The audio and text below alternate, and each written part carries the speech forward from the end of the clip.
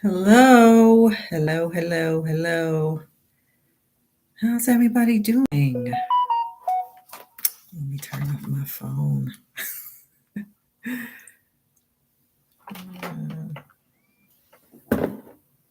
Hello. Okay, well, it has been a good long time since I decided to go live, but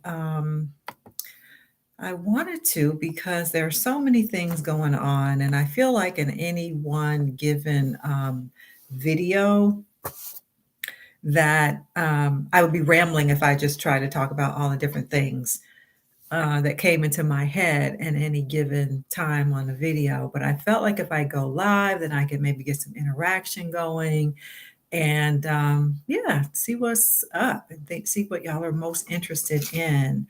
So, hey, if this is your first time joining Dr. Darnise, then hi, I'm Dr. Darnise, and on this channel, we talk about religion, spirituality, magic, hoodoo, history, right? So the channel is evolving um, to incorporate more history because things are going so crazy in our country and our world that I feel like I can't really talk about the African American presence. Hey, people. I can't really talk about the African American experience or presence without also talking about what's going on, like historically. And for Black people, for African Americans, and really, I mean, throughout the Caribbean, also South America, our leadership has been religious leadership, right? When you think about our most prominent leaders, they really have been our clergy. So for African American people, our politics and our religion and our well-being are intricately connected. We haven't had the luxury of having, being very segregated and having different expertise over here, over there. We've had to be a community, and therefore the Christian church or Muslim temple has been that centerpiece whereby we have been, where that's been our power base, I should say, our centerpiece, our community center, our power base. And so on this channel, when I'm talking about African American religion and spiritualities, I also really have to talk about how we live in this world, in this country.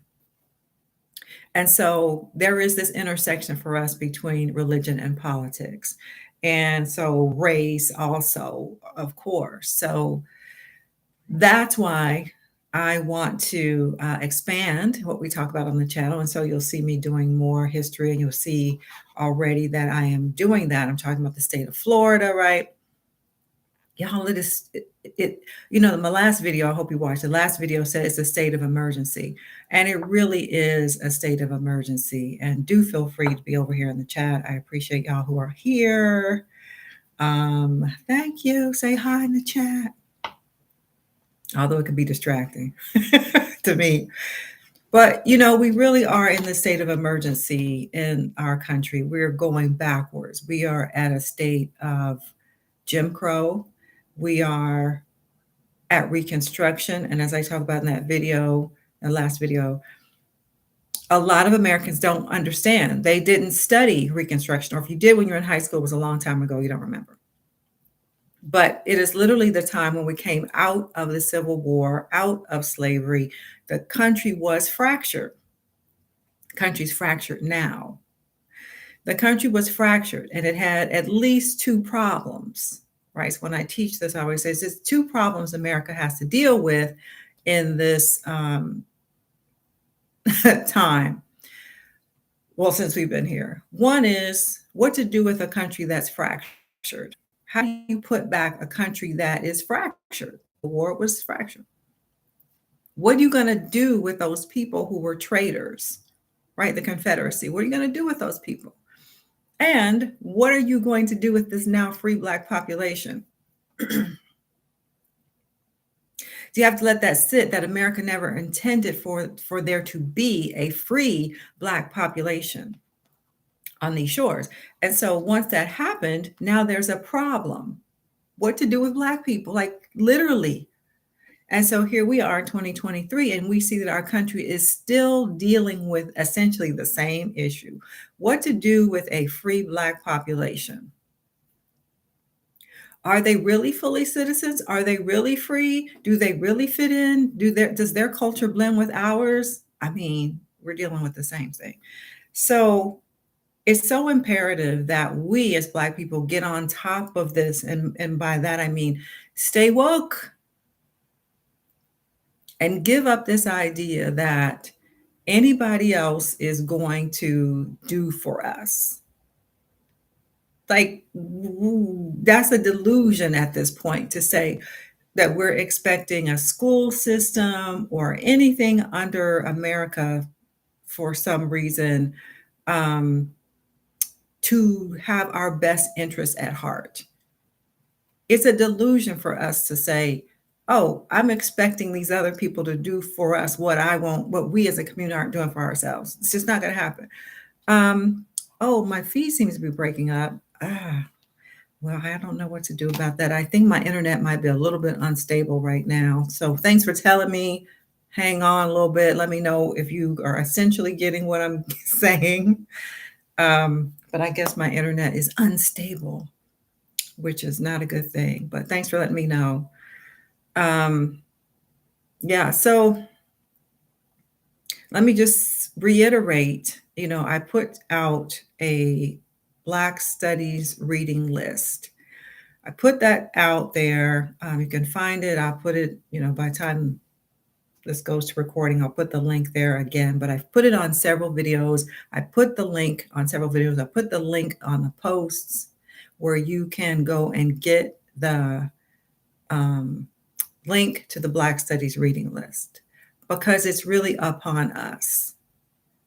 It really is on us. Nobody else is going to do it. Educate us, educate our children, tell us about our own history, tell us about the African civilizations that we came from. Who's going to tell us about the African civilizations that we came from? Most people don't know. I mean, frankly, most people in the entire world, let this sit in. Most people in the entire world have no idea about African history. None. You can just ask any random person on the street anywhere in the world, really. What do you know about African history? People are poor and they're starving and they need help from Europeans and the Chinese. What about pre-colonial Africa? Do you have any understanding or any thoughts, any concept come to mind? If I say pre-colonial African civilization, Egypt and the pyramids. So you get my point. People don't know anything. Most people don't. And you could say that's a conspiracy theory, that is the way that African people have been dismissed, have been subjugated, because our history's been erased and or stolen and then erased that it was ours. So who's going to do the work of uncovering that history and then bringing it about to the forefront? Who's going to do the work of that? It has to be us. Other people benefit so much from the basic ignorance about African history and African American history. Obviously, people benefit from that. So it's up to us to say, I'm going to reclaim our history. I'm going to make sure I teach my kids, my grandkids. I'm going to be vocal about this, because I recognize that we live in such a time where nobody else is going to do it. I can't believe I was expecting that our former slave masters were going to educate us adequately. I can't believe I thought that for centuries. I can't believe I thought that by integrating that we would be better off, when they continue to demonstrate that that's not what the deal is. Okay, so again, go and get that Black Studies reading list, because where can you start? People will say, well, where can I start? Well, you can start by making sure you're educated, making sure you're supporting Black artists, supporting Black writers, that you instill in your children and other family members, whoever is around you, that you instill the importance of understanding our own history and our contributions, understanding our own spiritualities, right? Because when we're out here and people are like, oh, yeah, African spiritualities, that's demon worship. Oh, that's voodoo and that's evil. When that's still the predominant understanding about African spirituality, there's a lot of work to do, right? So get in where you fit in the sense like, well, what's your interest? What's your interest? Are you interested in the spirituality? Okay, learn more and teach somebody. Are you interested more in the politics? Okay, learn more and teach somebody. Are you more interested? It could be you're interested in sports and entertainment. Okay, so what's the history of that? What are the biographies on, sports figures, entertainers? We just lost Harry Belafonte. Well, if you're a kid today, teenager, you have no idea who Harry Belafonte was. And so when they flash on the screen, entertainer slash activist Harry Belafonte dies at the age of 96, that to them is just a headline and then it's gone like that. So it's up to us to take that moment when somebody like Harry Belafonte dies, and we can then say, hey, let me tell you about him and what he did. Let me tell you about him and and Sidney Poitier. Let me tell you about where they were in the movement, right? So you can take the things that are happening in our day-to-day life and use them as teaching moments for anybody who's around you. I mean, white kids, Asian kids, everybody needs to know. It's not just us. Everybody needs to know. But we, of course, are interested in teaching our own because that history is being withheld from us. Books are being banned. We're at a point now where books are banned.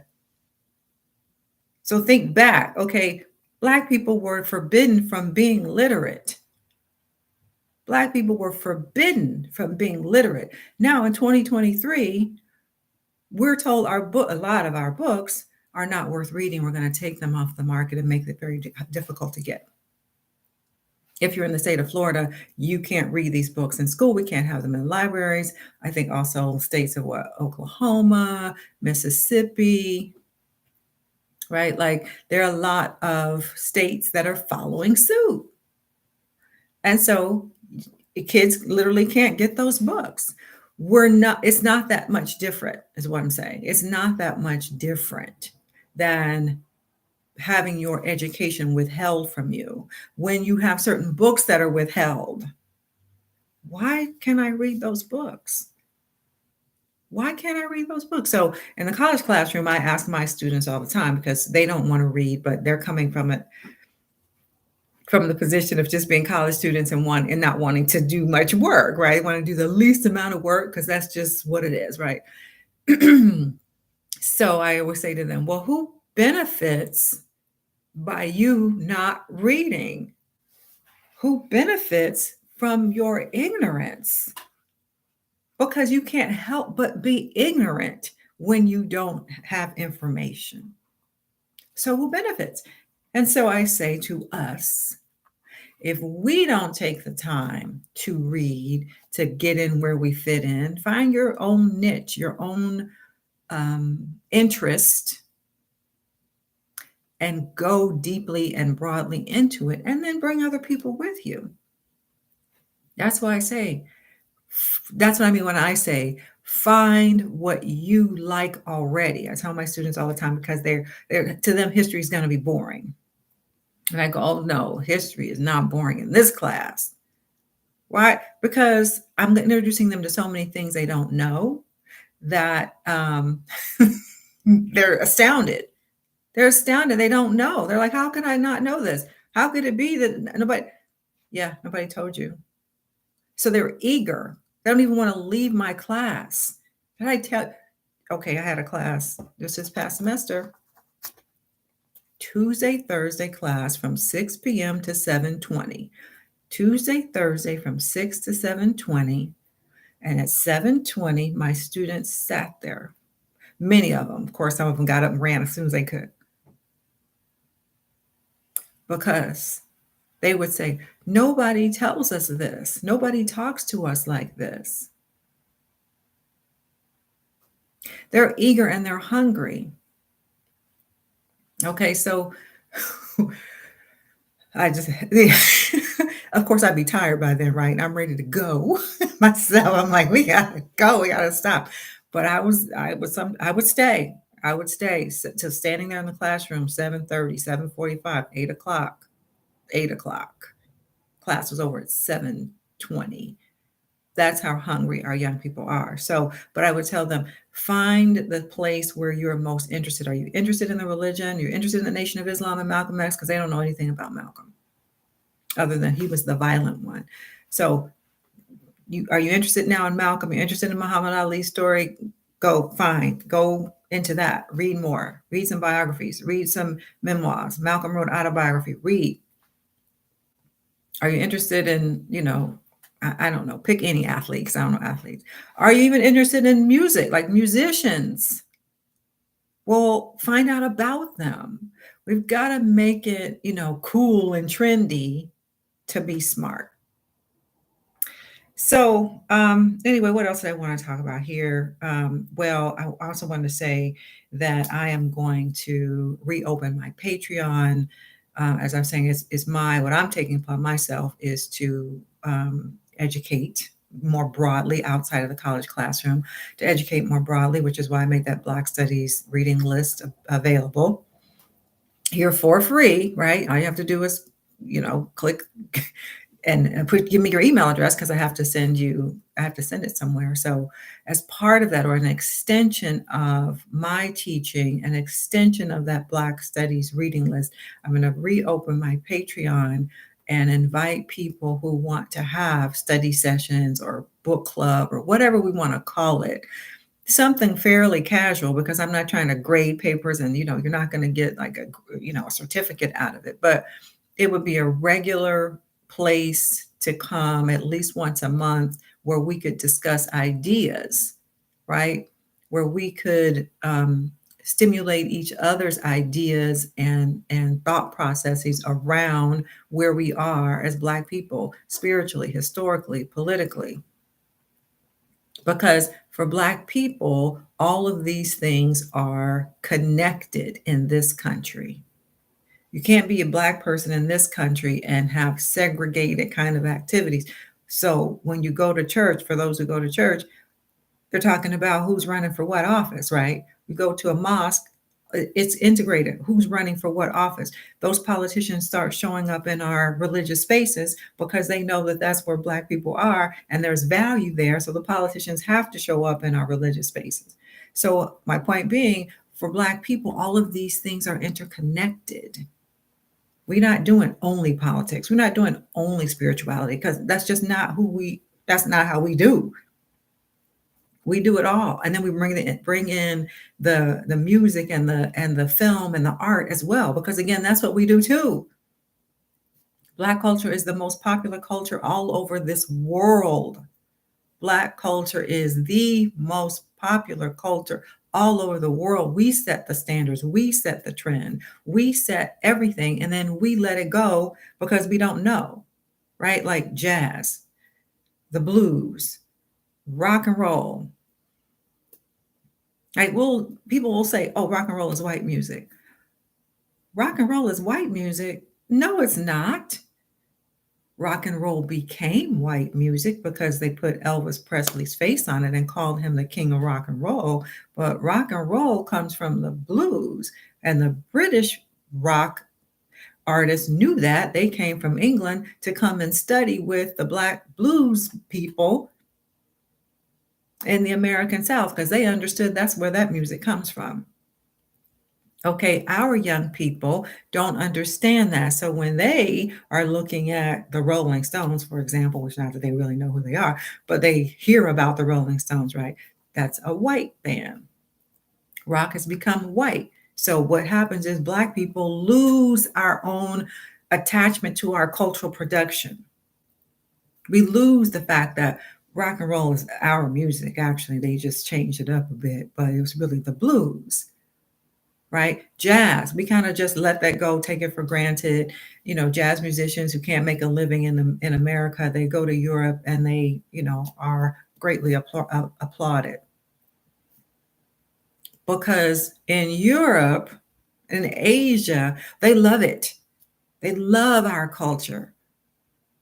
In America, we just like, oh, well, whatever. That's old fashioned. And anyway, my children don't need to know anything about that. Your children need to know everything about this. Because if not, if your children don't know, then somebody else comes along and takes it from us and they don't know the difference. Just like rock and roll. So I tell my students all the time, we're going to wake up at some point, I don't know, maybe 100 years from now, if that long, and people will say that rap is white music because rap will have been taken over. People think, oh, no, that can't happen. That's what they tell me. That can't happen. I said, it already happened. It's called rock and roll. Where it's also happening is in dance music. So I love house music. Anybody else love house music? Anybody else know where house music comes from? Put it in the chat. House. I'll say it. Well, today house is called EDM, right? They want to call house music electronic, lump house music with electronic dance music and just call it EDM. No, EDM is a derivative of house, which is Black music. So when we talk about, oh, well, if I don't know this, this is not a big deal. It's a very big deal. It's a very big deal when we as a people lose our understanding and our connection to our own cultural production. By our ignorance, we allow our children and grandchildren, great-grandchildren to be ignorant of our history and of our cultural production. We cannot allow that. We cannot allow our children, our grandchildren to come up in their lives and be disconnected from our own history, disconnected from our own cultural production. So again, when they see white rock and roll artists, they don't know that rock and roll comes from the blues. Every Black kid should know that. Every Black kid should know that. Everybody should know that, but especially the Black kids, because when they come into my class and we're doing what I do in that Intro to African American Studies class or Black cultural arts, less than half of my students are Black because of the nature of the university where I am, right? Most students are white. And so in my classroom, I have a good amount of Black students in the Intro to African American Studies class, but usually less than half. So I'll have a class of about 30 people. If I have 10 Black people, that's good. So what are the other 20? It's usually a combination of white kids, Asian kids, Middle Eastern kids, Latino kids. So our young people are coming into that mix in college, not knowing. Now, sometimes kids who are not Black will know because they'll say something to me like, oh yeah, well, my dad is a musician and, so he has all these jazz records at home, or he has all these blues records. I learned because my mother is a singer, or because we used to take family vacations to Europe or whatever, and I would be introduced to all this jazz over there. Whereas Black kids are sitting there like, what? And that part is on us. That's the thing. That's why I get so passionate about that. That part is on us as Black people. We have to know the history. We have to know the cultural connections. We have to know so that we can pass it on as something valuable to our own kids, grandkids, nieces, nephews, cousins, people who we know in the neighborhood, at the church, wherever. We have to know it and value it. Because the thing about Black people is we create so much stuff, especially entertainment, that we'll move on from it like, oh, that was nothing. We'll move on from it, and then white people will come and take it, and we'll be like, how they just took what you don't believe me? Look on TikTok or right here on this good YouTube, right? Soon as Black people come up with a dance, who made it? Who's doing the dance now? Who's calling it their own? Are you aware of the thing called blackfishing? It's called blackfishing, but basically minstrel wearing blackface, calling themselves, well, I can do it too. Well, white kids start doing the dances of Black people. because the Black people did it so casually, so carefree, that we didn't stop to say, oh no, this is mine. And so we don't value it. And so as children, if your own family doesn't really value it, you're not going to value it. I mean, I don't know who else grew up in a household where you had multiple generations, like not necessarily in your own house, but at the holidays, at least you go to grandma's house and you have your cousins there, and there'd be music playing at Thanksgiving or Christmas or whatever. I guess I'm talking about the 70s, maybe the early 80s, when everybody was together and you were hearing the music of multiple generations. So I was listening to what my grandmother listened to. She listened to Johnny Taylor. My grandmother listened to Johnny Taylor. And so there's all of this music that I didn't necessarily know at the time, but I knew that was grandma's record when it came on. I knew not to touch her record. I knew it was old fashioned or whatever to my ear, but that was grandma's record. And I knew, all the Motown. I knew the Temptations. I knew all of this music. And I knew it was important. Now, people listen to music on their computers, on their devices, and just our own playlists. And so kids are not connecting the music to anything else other than just their little world. That's where they need you. That's where they need you to plug in and say, what you listening to? Let me tell you something about that. Oh, you don't know about this? This is Lil whoever, right? Whatever, rap artist. And you want to take them back in time and give them a little history lesson about where rap comes from. You could take them all the way back to the plantation and talk about a ring shout that African people were doing on the plantation. Freestyling comes from the hush harbor, stealing away in the woods at night to have our own religious, spiritual practices away from the view and the ears of the slave owners. We were doing our own thing, freestyling out in the woods. Freestyling, now you're standing on the street corner in a city where now you got a studio. Freestyling. So this is what I mean, like, connect the dots for our young people, because they can't.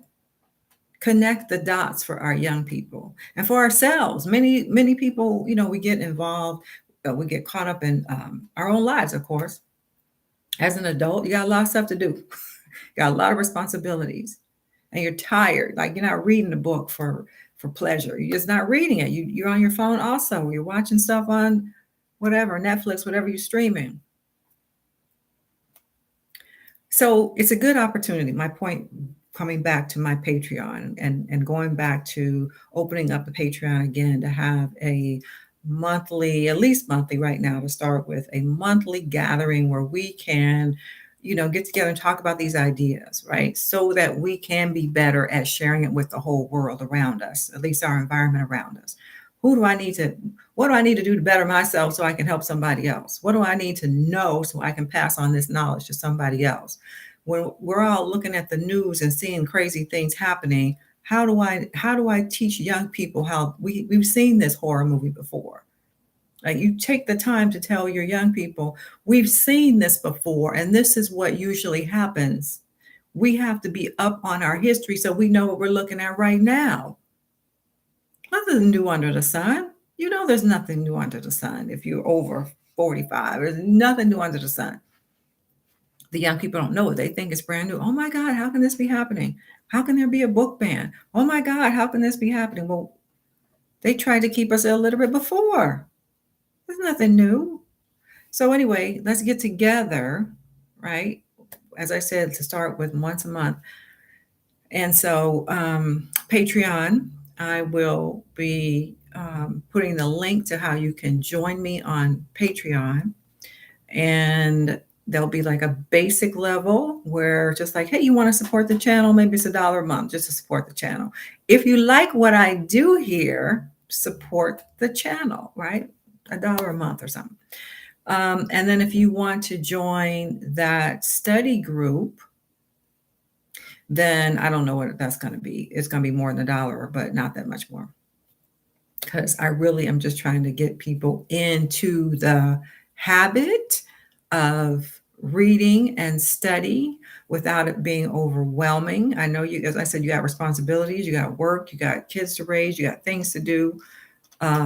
Maybe you're taking care of your grandkids. Who knows? You got stuff to do. So I'm not trying to overwhelm you. And if you already did get the reading list, the Black Studies reading list, you might have looked at that and said, "Oh my God, it's too much. I can't do anything with this because there's so many books on this list, Dr. Darnise. What am I do with all this?" Well, you don't have to give yourself an assignment like you're going to read a book a month.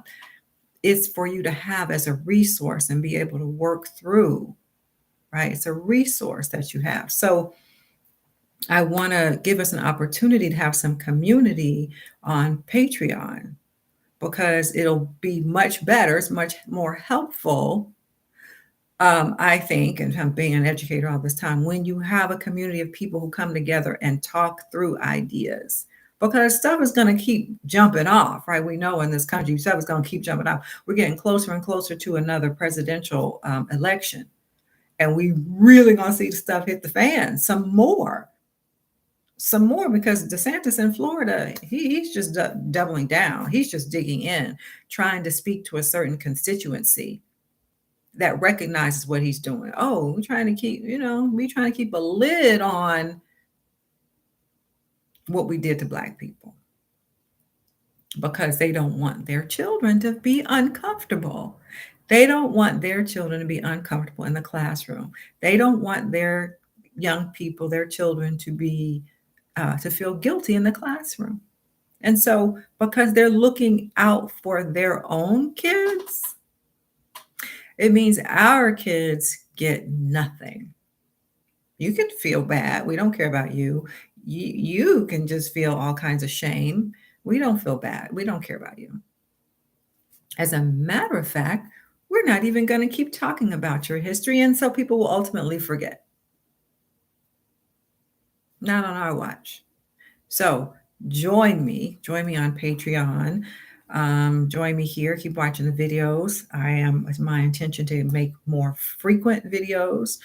And yeah, put something in the chat for me here. I did have a couple people in the chat earlier. I hope my feed has gotten more stable. Somebody said my feed was breaking up earlier. So what's going on over here in the chat? Let me see if I see something.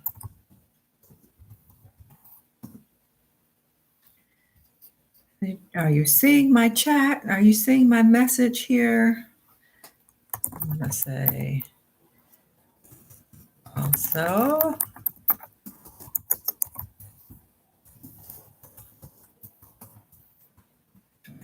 No.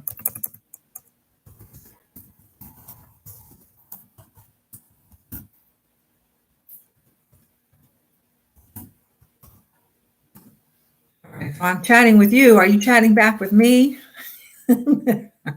Chat. It's like being in class and students are hesitant. Don't worry, I'm not going to call on you. But I am interested to know more about what you're interested in. And oh, I see the rain is coming again. So here I am in Savannah now in the low country. And these summer storms are they are intense. They are intense. And so also I wanted to say something about being in the low country. So South Carolina, Georgia, North Florida, where the Gullah Geechee people are, which is also a part of our history that most Americans have no idea. What is Gullah Geechee? What are the Sea Islands, right? Like most people have no idea. So there's so much of our history that has been lost, swept under the rug, disregarded, so much so that we do it ourselves. Like we have taken on the role of that slave owner or that overseer or that Jim Crow supporter. We've taken on the role because we don't bother with our own stuff. Again, I keep saying not on my watch. So I think I'm going to wrap this live stream up.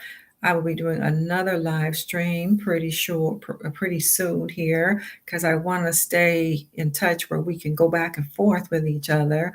a little bit anyway. And then for those people who will join me on Patreon, we'll have more of a, like a particular topic we're going to discuss, or we're working with a particular book, or we will be using a book to talk about what's going on now. I just had an idea right this minute, y'all, right this minute.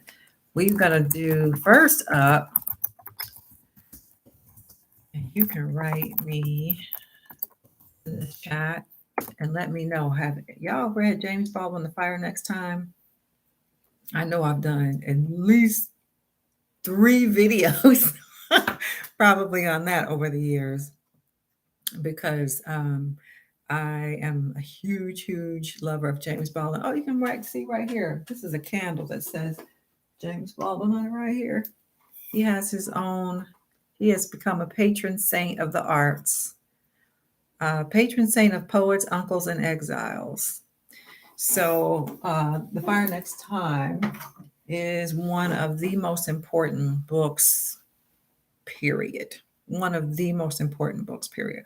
And it provides a very good basis upon which to talk about where we are in America right now as Black people. In every way. In every way. This book was written in the 60s, and it may as well have been written yesterday. And I'm sure it's banned. I'm sure it's banned. It's such a slim volume. I want you to put it in the hands of your children or your grandchildren. I want you to get that book, The Fire Next Time, and give it, and read it yourself, and give it to a young Black person. It is so crucial. It is so important for our people, young people, to know this is not the first time we've dealt with this. So you can't sleep on it. You can't be so stuck on TikTok that you don't know what's happening around you. You know what startled me one time in class? I said something about Trayvon Martin. And they know of Trayvon Martin, right? But not that much.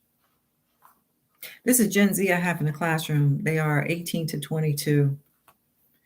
And when I say Trayvon Martin, I may as well said, well, I was about to say Emmett Till, but they don't know who Emmett Till was. I mean, some of them know who Emmett Till by name, but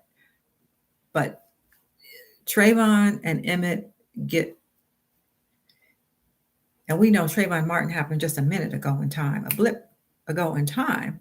So you're looking at young people who are like, yeah, I know Trayvon Martin's name, but I don't know really what happened. So thanks, short attention spans. Yes, thank you. Short attention spans, which they tell me is their problem. They admit, my young people say to me, well, it's hard for us because we have short attention spans because we're used to video, and now we're used to short form video. Everything is a short, everything is a reel. And so they are watching things like this. They're just scrolling. And so to say to them, consume something that's going to take some sustained attention, they have a hard time. But just because it's hard doesn't mean they don't do it.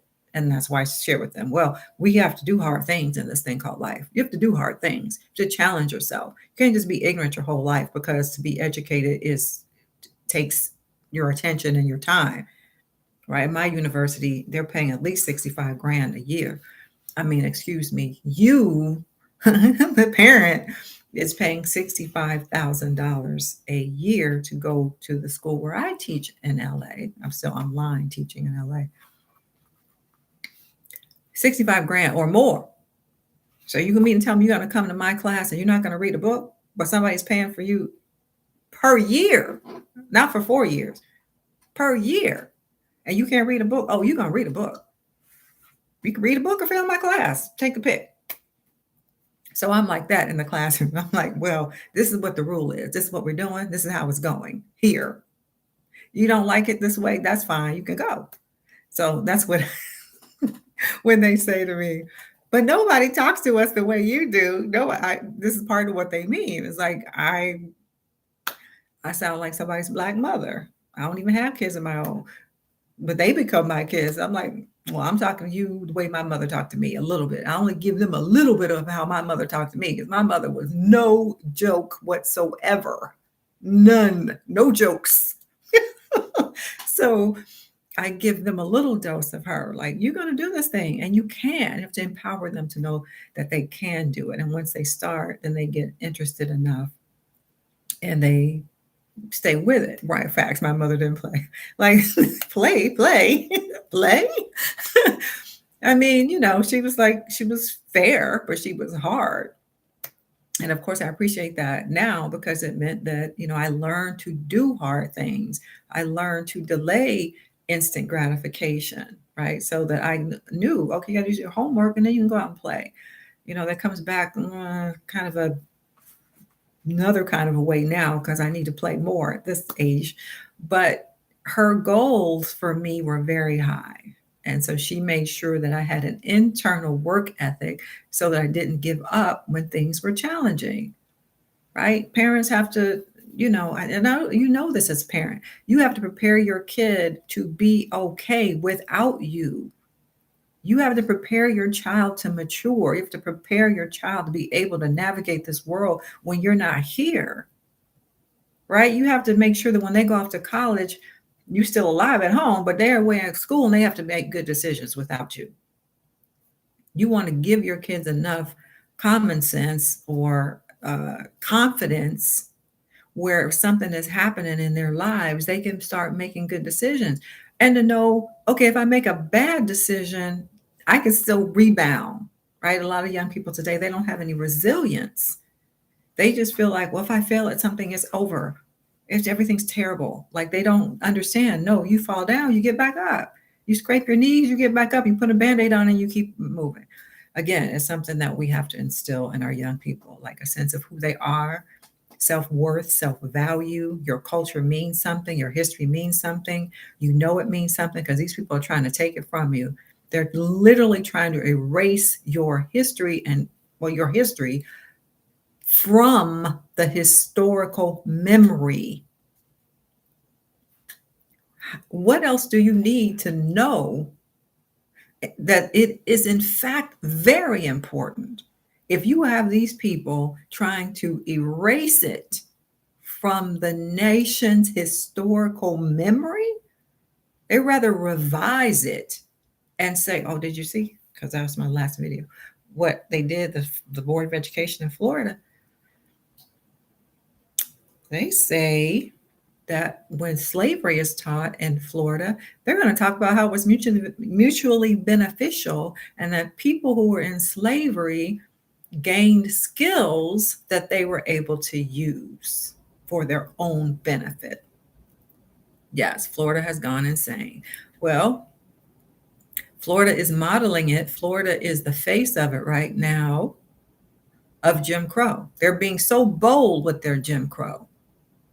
Florida is being so bold with their Jim Crow as to say, we are going to do what we want.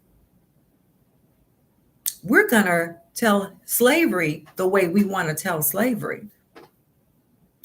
And if we can't, then we're not going to tell it at all. We're going to take your books out of the libraries.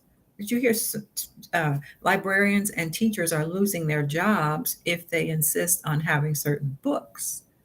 Losing their jobs, as if there's not already a teacher problem, teacher shortage, not even really a teacher shortage, just that teachers have had it with the nonsense and are walking out. So it's not like there's not really teachers. It's that teachers are saying, I can't deal with this nonsense anymore. I can't deal with this. Parents, you're going to have to discipline your children. You're going to have to let them know that there are consequences to their bad behavior. And people haven't wanted to talk about children having bad behavior anymore. We've become a society that just wants to overindulge children. And I really don't get that. How do we become a society where we're just going to overindulge children? We already know, those of us who are grown, you can't overindulge children. That's not going to help them mature. Right? You take care of children, you nurture them, you provide a safe space for them, but you don't overindulge them. You don't let them tell you, well, I don't feel like doing that, so I'm not doing it. Because then they go to school and how they know how to act right. They don't know how to act right. And then the teacher gets blamed because the young person doesn't know how to act right. So a lot of teachers all over this country, I'm sure you've heard, throughout the country, massive teacher walkouts. I know so many teachers now who they're in schools where they're like, we just don't have the coverage. I mean, every school, we just don't have enough teachers because teachers have walked out. We're done. Like, I'm not dealing with your kid. You don't even want to deal with your kid. So, again, it's up to us. We have to take care of our children. It's like people have abdicated. Oh, no, I'm not going to insist. I had a teacher who left after 10 years to be a truck driver. Anything else. Yeah, I know some who are leaving to become a manager at Starbucks. And you know what? They said, I make more money as a manager of Starbucks and I have benefits. I mean, they had benefits as teachers, but they're like, oh, I come and do my shift at Starbucks. I make a pretty decent living. I have health care. I don't have no headaches. I leave this store. I don't have to think about Starbucks until I come back to work tomorrow. No grading of papers, no talking to parents, no talking to administrators, no trying to deal with students who have all kind of emotional problems that I don't have the resources to deal with. Yeah. And frankly, I mean, I'm doing education different. As I said, I'm teaching online now. I'm teaching online and I'm teaching more of my own thing, right? Like I say, I keep talking about the Patreon. So if y'all want to join the Patreon, let me know. Put in the comments that you want to join the Patreon group once a month. I know some of y'all are coming and going while I'm on here for this long. But yeah, I'm going to educate differently because it's too much to ask of teachers to deal with absolutely everything in a school system, in a classroom. It's too much. And nobody else's profession, you wouldn't deal with this at work. You wouldn't deal with this at work and then have to take work home and still get beat up for not doing enough. Some teachers are at work at 6, 7 o'clock in the morning. They have to deal with administrators who tell them they're not doing enough, parents who are irate because their children are failing. They're not doing anything with their child, but they want to come yell at a teacher or not show up at all, right? So that teacher is trying to do more, answer all the emails, do this, be in the community, show up over here, show up over there, go home, grade papers, fall out, sleep 10 o'clock, 11 o'clock, 12 o'clock at night. It's not worth it. And teachers around the country don't get paid that much. Let's see, where are we? The community damaging music must stop. Freedom must be. Oh, Bunny St. Patrick. Yes, the community damaging music. Whew.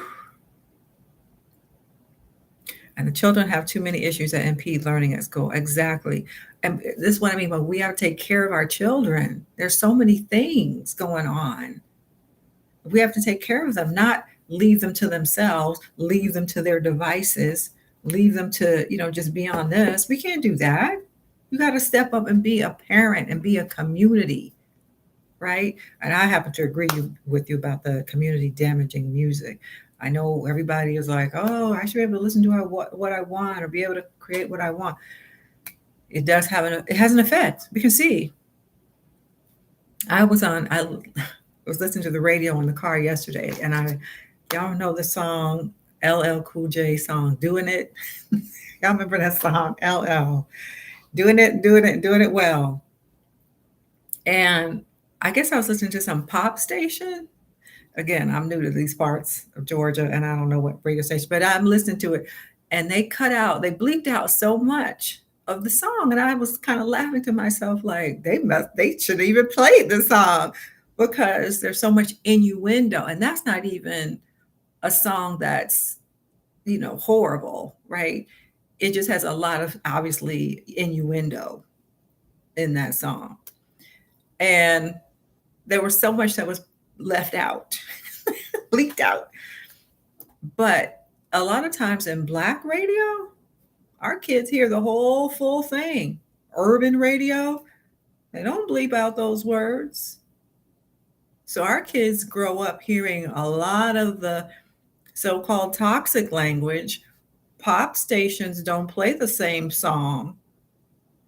There's a clean version and then there's an explicit version. So again, we got to decide as a community, like, how are we going to take care of our children? Because the stakes is high. The block is high. The stakes is high. State of emergency. And our children are what? Left without the resources they need in many cases. Education is failing. Parents are overwhelmed for all the reasons that parents might be overwhelmed. But I want to say, if you're a parent, reach out for your community, your village, because we just can't allow children to grow up without a sense of value. And part of the reason they have value is because they understand they come from something of value and they can feel connected to something.